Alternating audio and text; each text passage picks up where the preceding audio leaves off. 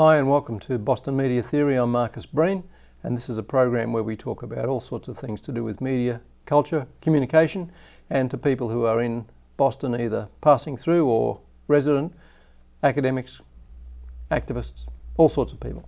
And today we've got somebody who, well, is not really passing through. He's, some people could say, always with us. Such a widely published author. So welcome today to Dave Hesmondalgh from the University of Leeds, which when you hear Dave speak, you'll realise that he is a Northern English man, right? And Dave has a great career in academic work around a number of fields to do with media, communication and popular music. And we first met in the field of popular music, and I suppose I wanted to start with a slightly curious question, and that is, does everything come back to music, Dave? It does for me. It does for you, right. Well, it's not a bad place to be, is it? It's not, but I think music means such a great deal to so many people that when you're thinking about how culture works, often it's examples from music that strike people most directly. Yeah. And I think that's because music seems to have that powerful relationship to emotions, be they individual or collective. Yes, and we think about now, I suppose it's more commonplace than it was maybe 30, 40 years ago, but the idea of festivals being such a community environment for people, even though they're highly commercialised, the idea of festivals really being a sort of place where you have both a material and a physical experience of music with lots of other people.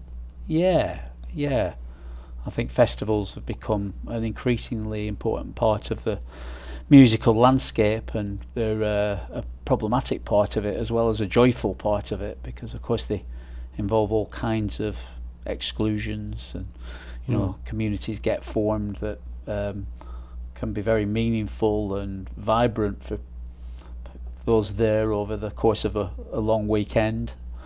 In Britain it takes the form of camping in tents in muddy fields in the rain, but all the same, there are great experiences to be had. But I've always been interested in the way in which those positive aspects of music get compromised by social inequalities, by forms of exclusion, and I think you do see that in the world of festivals. Many of the British festivals are quite remarkably white, Yes. for example. Many of them are very middle class. And the ticket prices can be quite high. The ticket prices can be very high, as well as, especially if you've got kids, the cost of feeding kids for a weekend. But I think as much as the cost, it's something about the culture of those festivals can somehow end up feeling rather intimidating for certain groups of people who don't really know what to expect there. So in that way, music festivals can be a little bit like museums and art galleries and opera houses in a strange way. Yes. So you've been looking at these kinds of intersections, if you like, of communication, media and culture, and the kinds of questions that are largely, is it fair to say, political and ideological? Yes. For pretty well all your career. And you bring, I think it's important to say, a European and even one could say a British orientation to the question. And for some people who might not be familiar with that kind of difference from an American orientation, I wanted to perhaps ask you if you could suggest what some of the distinctions might be between what an American might take for granted and then what an English person might take for granted. I know it's a huge landscape, but I'm still trying to figure out the differences between Britain and America, and between Europe and America. As you know, Britain's relationship to Europe is going through some important changes at the moment, but I think I do think of myself as European. I think a lot of people from Europe, including Britain, come to the United States and feel more European. And that's not to say that there aren't amazing things about the USA. I love many things about this country. But like many of your viewers, it's hard not to be troubled by certain aspects of the history of this country. But the same is true of Europe, of course. I would say when it comes to the kinds of things that I work on, i.e. media, culture, popular culture, there are many commonalities between how people approach questions in Europe and the USA. But of course, one of the big differences is that we have a longer, deeper tradition of the state, of the government being involved in public policy with regard to media and culture in ways that aren't necessarily seen as negative. I think that understandably in the USA there's a long history of mistrust of government intervention in expression, in culture, be it news and information or entertainment, aesthetic, expressive culture as I would call it. In Europe I think the balance is a little bit different. I think people look to democratic processes a little bit more to try and control the power of the commercial media corporations, and now of course increasingly what happens in tech platforms, in the video and audio platforms that increasingly dominate our cultural landscape. Yeah, and it's important to recognise that there's a very strong sense in the United States that you just don't mess with that. And this sort of usually characterised as a sort of libertarian orientation. You know, give me my liberty or death, as they say, liberty or death, north of the border here in New Hampshire. You see it on the number plates of the cars. Well, here we are, an Australian and an Englishman talking about the USA. I am going to be very careful about what I say, but of course there is a really important tradition of American thought about freedom, freedom of press, freedom of media, that should be valued, I think. Sure. It's just that those arguments about freedom of the press can easily be distorted in favour of actually a corporate agenda, as many scholars have argued over the years. Yes, and in fact, the agenda is often set in such a way that it's explicitly antagonistic to anything that might be considered public, because corporate tends to equal private, and that raises a whole other can of worms. Absolutely. As to what that means. Absolutely. And the history of how those ideas of freedom got distorted is really worth understanding, I think. Without an understanding of that history, of how the idea of liberty got turned into, what some writers have conceived of as a kind of corporate libertarianism, I think is a really important basis for understanding what's happening now, because in a sense the tech companies that have come to dominate our information landscape so much are also based on, I believe, a certain notion of freedom. I think it's a countercultural notion that developed from the 1960s onwards. Again, there's quite a lot of scholarship on this, and these aren't distinctively my ideas, but I'm building on the work that other people have done.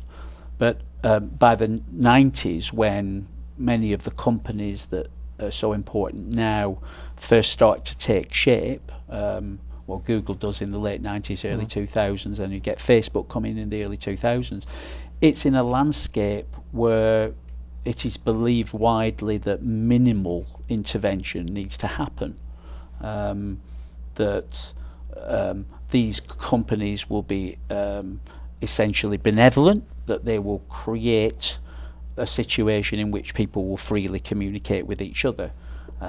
It's a kind of ideology of the internet, you might say. And it takes shape in that moment after 1990, where a certain version of capitalism seems to reign triumphant. Of course, what we've seen over the last 5 years is that vision of communication, its problems have become apparent in all kinds of ways. Sure.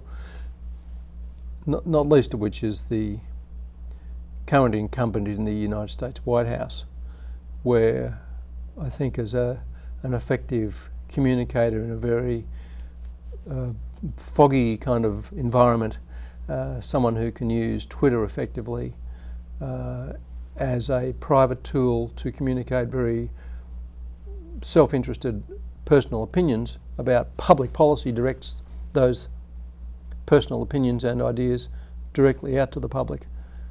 And now, of course, there's a debate about whether or not they're official public policy or whatever they are. So the whole landscape is changing very rapidly too, isn't it? It is, but I think it's important to recognise that across the political landscape there was a failure to have the will to regulate those new technology companies properly. Right. Now there's a very widespread acceptance, again, across the range of politics, that something needs to happen. Right. And one of the interesting things about now is that we're seeing the future of regulation gradually taking shape, but we're in the moment where people are still very unclear about what to do, about how to put some sort of limits on the power of these corporations, because of course they're in a business that it's very difficult to operate in unless you're the first in and have this kind of monopoly status, particularly with something like Facebook, because Facebook relies on, as does Twitter and other social media companies, on having many users. So if you started to break that up, it starts to affect the quality of the experience, which many of us value, of course. Many of us want to be involved in a platform that has a very broad reach, even if we're only communicating inevitably to certain fractions of the massive potential reach. So there are real problems for governments, for democracies, in how to regulate these companies, and that's a fascinating problem for those of us who are in the business of studying these issues. But I think it's a really important issue for any citizen to consider. Right. What should happen to these vast tech corporations internationally as well as in the USA? That's true, and for those of us who are materialists and interested in the political economic questions, which I know you are, it has these monopoly platforms have real implications in terms of the extraction of wealth from users, but also the remarkable wealth that's been generated by the owners. The kind of 1% problem, with less than 1% of very large corporations with minority ownership, where these people are very wealthy and disinclined to share the wealth, as it were. Yes, I think it's become almost it's become extremely difficult and almost impossible to imagine an alternative media system, a different, better media system that isn't dominated by enormous corporations run by wealthy and privileged people. In fact, there's always been coexisting with larger companies, lots of smaller companies and non-profits, a whole host of activity that is outside the formal economy. So the economics, the political economy of culture, of media, has always been very diverse, even in an era where the corporations are dominant. And I think we have to remember that. If we want a better media system, a better communication system, I think it is possible actually to build on some of the things that are already there, like this station, for example. Stations like this, my understanding is that they're a product of certain forms of activism back in the 1960s, 70s, that argued that communication shouldn't just be dominated by the rich and the powerful who tended to own the newspapers and the mainstream television networks, but there should also be a space for more community forms of media and communication. And that legacy has been very important, and I think we need to apply that in the new digital environment as well, and not despair, not to think that these powerful corporations are the only game in town, as it were. No. It's also interesting to reflect on the idea of how sometimes the discussion about these kinds of media ownership and media questions, and I find this at least as a non-native American frustrating, these questions are addressed primarily through the lens of privacy. What's the impact on privacy? what's the impact on me as an individual?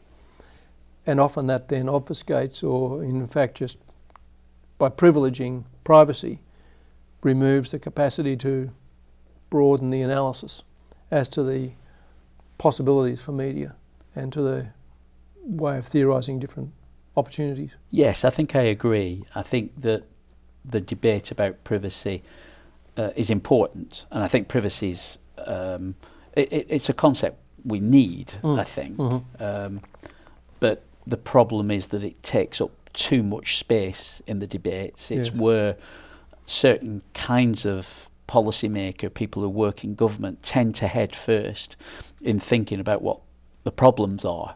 But we need to look at a whole set of issues about the health of our information and communication systems, and they go way beyond privacy. Absolutely. Now, let me just turn, if I can, to a field that you're very, very well known for, and which I'm reluctant to say I know very little about, although I've worked quite a long time in it, in the government and commercial sector, and that is a field referred to as creative industries. This was a term that kind of came to have a huge amount of influence in the years where Tony Blair was Prime Minister of England. It was referred to politically, I guess, within the discourse as the third way, the politics of the third way, and Clinton was part of this. And you've been, I think it's fair to say, something of a critic of creative industries in the way in which it's been conceived. So I'm wondering, and this is a kind of an invitation for a very long lecture, but I'm not inviting you quite to do that. Which is, quickly tell us how you see, or what you see creative industries as being, and then the problem of this kind of question around the politics of it, or the struggle over how it may have originally been conceived, and where your preferred, references might be. Yeah, I don't think that the creative industries is as well known a term in the USA as it is in many other countries around the world. Which is why I wanted to ask you about it. Yeah. As you indicate, I think it's become well known partly because it was taken up. It was kind of created, it has prehistories, but kind of created by the Labour government that came into power in the United Kingdom in 1997, as you say, headed by the famous Tony Blair, who lasted 10 years. And the term was really invented in order to represent the interests of the owners of copyright, who felt that their interests were not being advocated sufficiently by government. So it became a rallying point for people in the film industry, the music industry, publishing industry and so on, to argue for more rigorous copyright practices, so that more of the money that would come was due to them, supposedly because of their ownership of copyrights, would come out of the system. And of course this was happening around the time that on the horizon were new digital systems that meant that it was possible to download culture for free. So it was very much caught up in that moment. But the other thing that was, the other group of people who came in to start using this term creative industries were people from the arts sectors, from areas that relied in the European context and elsewhere on public subsidy. And they'd just been through a period where the Conservative government in the United Kingdom had reduced a lot of the subsidies that were previously available, and the arts organisations felt starved of money. And the idea of the creative industries, by putting these commercial companies together with the arts organisations and saying, hey, this is a really important part of the economy, and that this is going to be a growing part of modern economies, and that this will be a way in which Western economies will be able to have an advantage over these Asian and other economies that are increasingly taking the lead when it comes to manufacturing and so on. And the Labour government were astute enough, you might say, to work together with the commercial industries, film, music, publishing and so on, and with the arts organisations, and try to say to all of them, we are on your side. And that is not necessarily a terrible thing. One of the dangers of the idea, though, and the idea of thinking about creativity and culture in economic terms, is what it does to our understanding of the value of those activities, such as music, cinema, television, the information environment. If we reduce that to its economic benefits, then we risk losing sight of the real purpose of those activities as forms of human communication. Right. Does this mean that the main complaint can be that governments really simply seek to facilitate and enhance commercial enterprises without taking into account the larger question of things like public interest or the common good? Yes, that would definitely be a danger. As you said before, the government that introduced the concept of creative industries in the UK, which then spread across the world as many people looked at the idea and liked what they saw and adopted it for their own countries, the danger was that there was perhaps too much of an accommodating attitude towards the media corporations that tend to dominate the commercial cultural industries. I always prefer the term cultural industries to the term creative industries, because the term cultural industries tended to get used by policymakers and activists in the 80s and 90s who were interested in using culture as a way of enhancing democratic life and enhancing urban life. And I think that context changed by the 2000s at the city level. Cities all over the world were beginning to think of culture and creativities as ways of boosting tourism, of attracting skilled, professional, highly educated workers to the city. And there were many consultants who would make a living going around the world saying to local governments, city governments, perhaps in cities that were struggling a bit in the post-industrial economy, hey, we have a solution to your problems.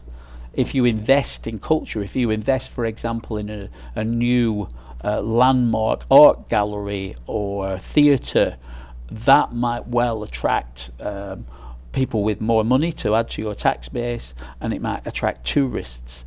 And again,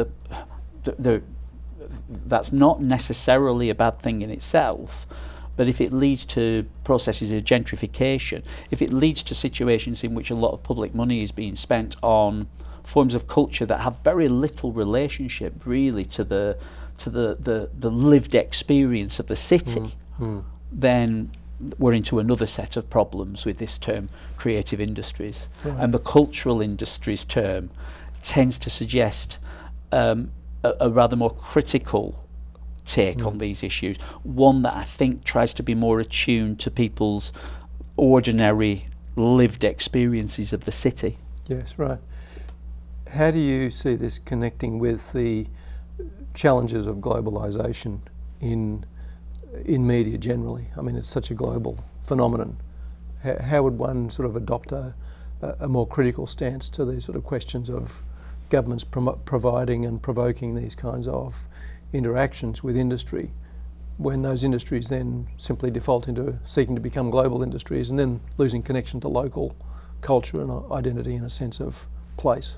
Well, one way to answer that is, I think that that political moment that you might call the Clinton-Blair moment, of course Blair ended up being an ally of Bush around the Iraq War, which confuses the picture a great deal. But one way of understanding that moment is an acceptance that we were supposedly going to have to accept that we were living in a highly competitive, though actually rather corporate dominated, global economy, and that there would have to be a kind of pragmatic acceptance, even from parties that were traditionally associated with the left of politics, such as the Labour Party in Britain, that we should essentially accept the terms on which contemporary capitalism was operating.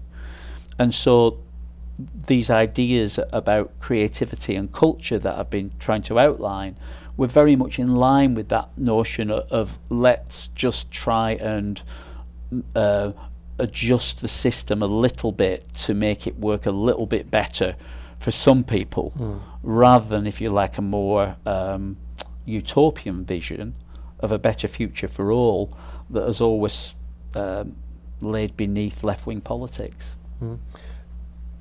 Although I suppose we also have to admit that there's some interesting stuff going on in China with the way that they're developing their own policies, which are looking more inward, if you like, and then to the west from where they're orientated. So this sort of notion of a rebalancing or a different orientation to culture might also be on the way. Absolutely. China raises the most profound and important questions about what's going to be happening in the realm of media and culture in the 21st century. To be honest, I think the Asian economies, the Asian cultures have always been operating in a way that Europeans and Americans need to look at to understand the very specific and particular nature of our own systems that we might tend to think are global when they're not. Right. They're exceptions in many ways, rather than the norms. China obviously has a particular relationship of the state to media. It has a very what you might call nationalistic version of policy that seeks to develop large local corporations in order to balance the power of the European and American corporations. And it probably goes without saying that from a European and American perspective, there are some serious freedom issues involved in that. But I think it's important not to miss the fact that there's an incredible amount of cultural vibrancy going on in China too, with a lot of people who are working cleverly in the margins of that system and doing some absolutely wonderful creative work, and in their own way questioning the nature of that society. Yeah.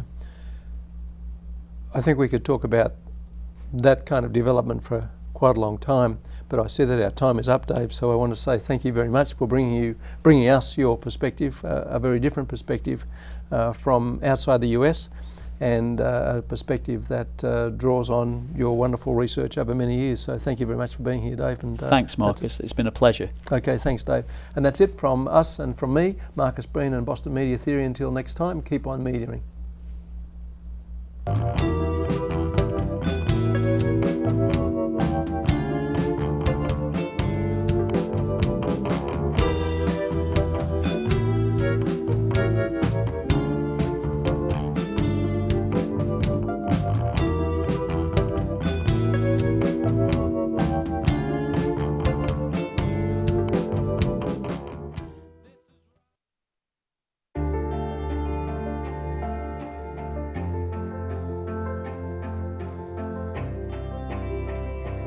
Body language can tell you all sorts of things. Like someone is having a stroke. Know the sudden signs. Learn fast. Face drooping, arm weakness, speech difficulty. Time to call 911 and get them to a hospital immediately. Learn the body language and spot a stroke fast.